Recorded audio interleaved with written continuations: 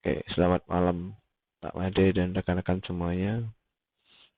Pada video kali ini saya akan menjelaskan tentang peningkatan efisiensi destilasi air surya dengan siklus aliran tertutup. Nah, jadi judul ini dan TA ini saya lakukan bersama dosen pembimbing saya, Pak Rusti Sambada. Saya mendapat tawaran beliau untuk mengikuti untuk TA bersama dia meneliti tentang destilasi dengan siklus aliran tertutup setelah mengikuti PKM kemarin. Nah, ini judulnya dan perkenalkan saya Yulianto dengan NIM 175.4091. Oke, jadi ini latar belakang. Pertama-tama saya akan menceritakan tentang air di Indonesia ya. Nah, di sini kita lihat ada tabel tentang kebutuhan dan kesediaan air menurut pulau di Indonesia. Di sini kita lihat bahwa Jawa dan Bali mengikuti persentase yang ya tinggi 59% ya untuk kebutuhan airnya. Dan di neraca ini kita lihat bahwa di sini sampai ada kotak kecil di bawah ini menjelaskan tentang bahwa air di Pulau Jawa dan Bali itu sampai sempat defisit pada tahun 2003. Jadi ini neraca tahun 2003. Dan bisa diperkirakan nanti kedepannya akan meningkat sekitar 78 sampai 78,4% pada tahun 2025.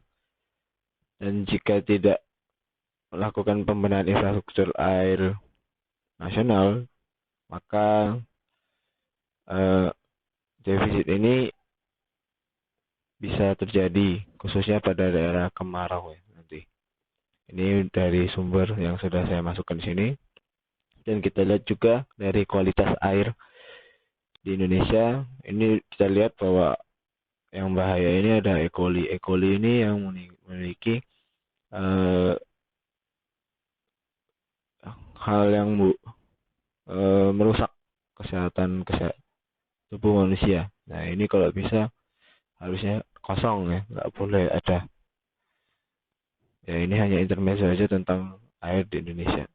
Dan ini solusinya bagaimana? Kalau misalnya untuk mengatasi kesulitan air di Indonesia ya, salah satunya itu dengan cara destilasi atau kita membuat air persulingan.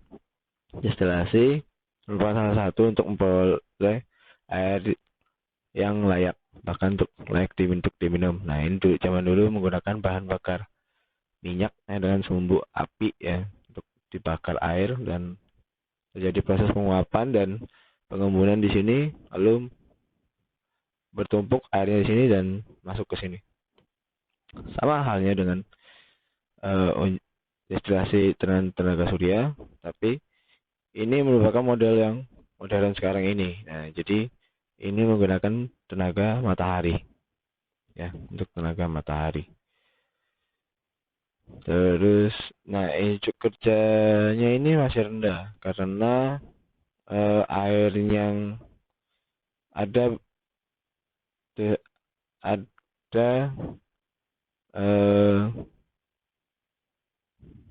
sedikit kesalahan atau bagaimana ya, kita masih belum tahu. Nah, ini masih unjuk kerjanya ini masih jadi permasalahan.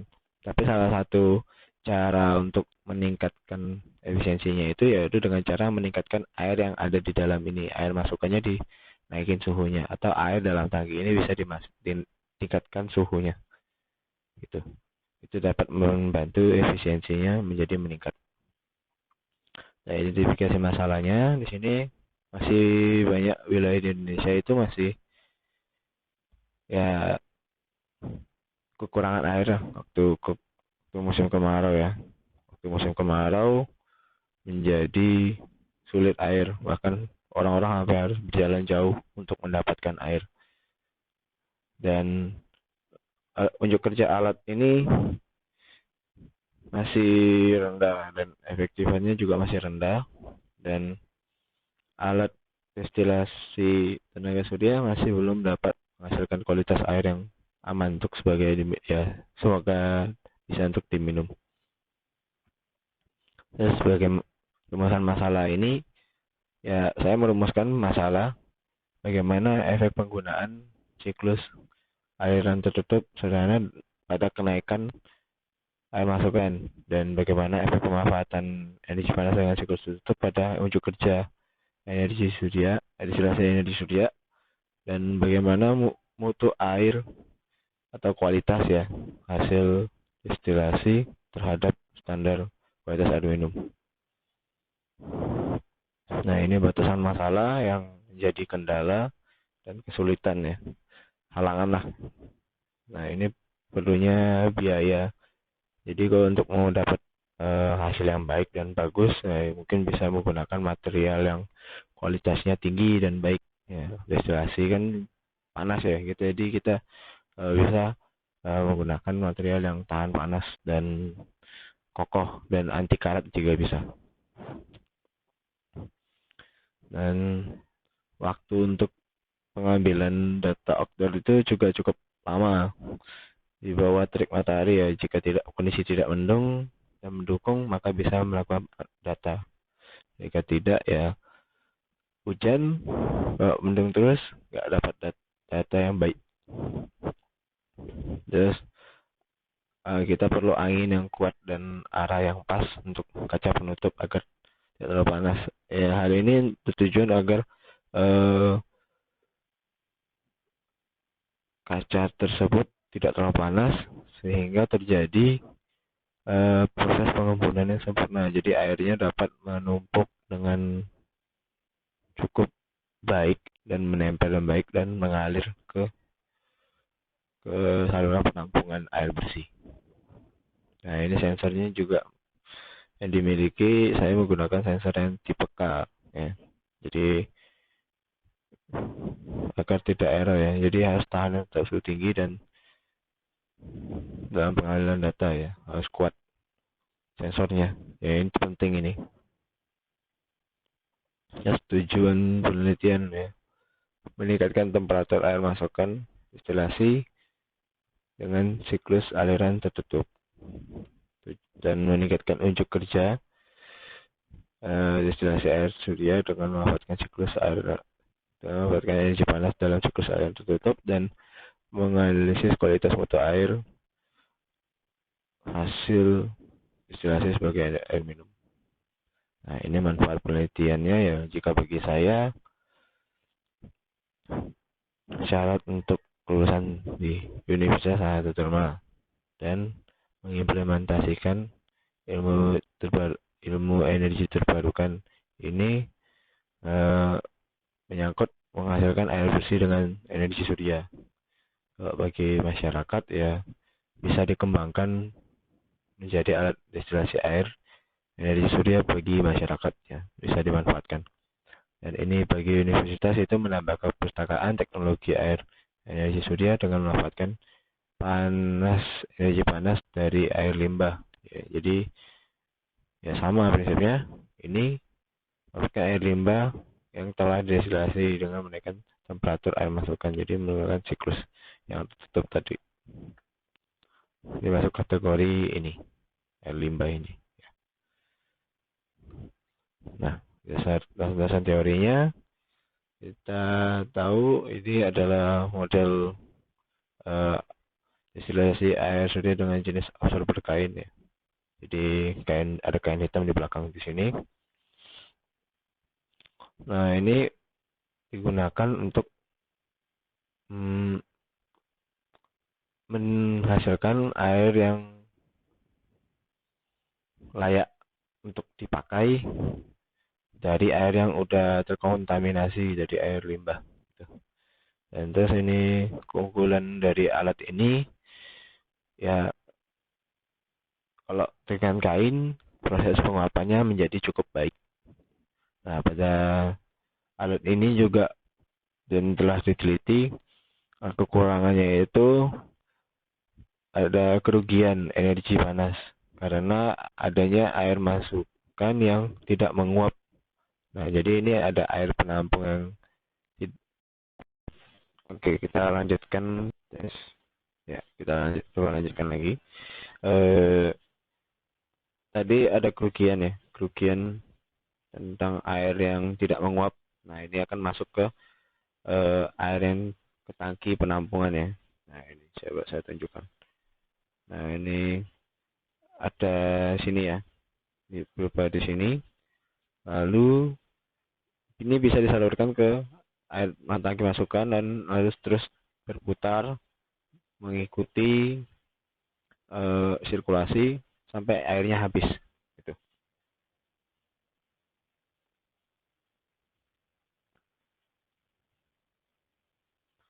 Oke, next ya. Nah, ini perawatan. Nah, ini efisiensi dari destilasi ya. Untuk saya menggunakan rumus ini dan ini untuk menghitung laju penguapannya. Ini untuk hitung ukur energi yang dikonveksi ya. Ini konveksi ke lingkungan. Nah, ini untuk menghitung energi radiasinya, untuk energi penguapannya, dan ini untuk mengukur energi di kaca, energi panas yang di kaca. Dan ini acuan saya Menkes, peraturan Menkes tahun 492 tahun 2010. Nah, saya jelaskan tentang E. coli dulu, E. coli saja. E. coli-nya ini harusnya 0. Tadi grafik tadi itu masih ada berapa persen ya, 59 atau 50-an. Nah, itu tadi harusnya tidak boleh ada sama sekali ya untuk eh, kualitas air minum. Selanjutnya untuk parameter berikutnya mungkin bisa dibaca. Nah, ini ada lagi penelitiannya. Nah, ini jenis penelitiannya ini saya eh, untuk metode eksperimen yang di lapangan ya. Nah, jadi eksperimennya diawali dengan membuat model destilasi energi surya. Buat modelnya dulu dan ini instrumennya saya menggunakan tiga variasi laju aliran dan dua sampel dari sumber yang berbeda. Aduh, ini pengumpulan datanya yaitu eh, variabelnya itu ada T1 itu di absorber, T2 itu T di kaca, TA itu untuk temperatur lingkungan dan eh, jumlah airnya saya ukur ketinggiannya dan energinya ya dengan energi surya ini. Energi surya tenang energi panasnya dengan G. Temperatur saya ukur dengan termokopel ya.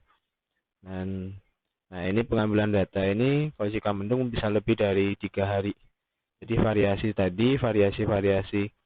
eh, 0,5 ini bisa kalau mendung bisa dari 4 hari. Jadi kalau bisa 2 sumber jadi 8 hari di totalnya. Nah, tinggal dikalikan saja 24 pengambilan data. Nah, ini rincian untuk langkah-langkah penelitiannya itu ya menyiapkan model pertama tadi, lalu mengatur laju aliran ya, mengatur laju aliran 0,5, terus mencatat eh, mencatat variabelnya selama 3 hari, kalau bisa mendung lebih dari 3 hari, terus melakukan pengulangan, terus melakukan analisis. Setelah semuanya selesai diulang-ulang semua pada semua variasi dan sumber airnya juga sudah dilakukan semua, terus kita lakukan penganalisis data. Nah, kita buat grafik di Excel atau dan semacamnya dan menguji kualitas air kita bawa ke lab ya kalau bisa, atau lab di biologi di kampus. Nah, ini teknis penganalisis datanya ya ini jadi laporan akhir nanti, dan laporan akhirnya nanti jadi skripsi saya dan akan saya presentasikan, dan luarannya jadi skripsi dan model alat. Nah, ini jadwal penelitian saya bisa di-post dan dibaca ya. Dan ini skematik penulisan proposal saya. Dan ini daftar pustaka. Daftar pustakanya banyak saya ambil jurnal dari India ya. Banyak nama-nama dari India. Ada dari Indonesia juga. Ya, Indonesia. Terima kasih. Semoga Tuhan memberkati. Saya ucapkan terima kasih atas perhatiannya. Semoga sehat selalu. Tuhan memberkati.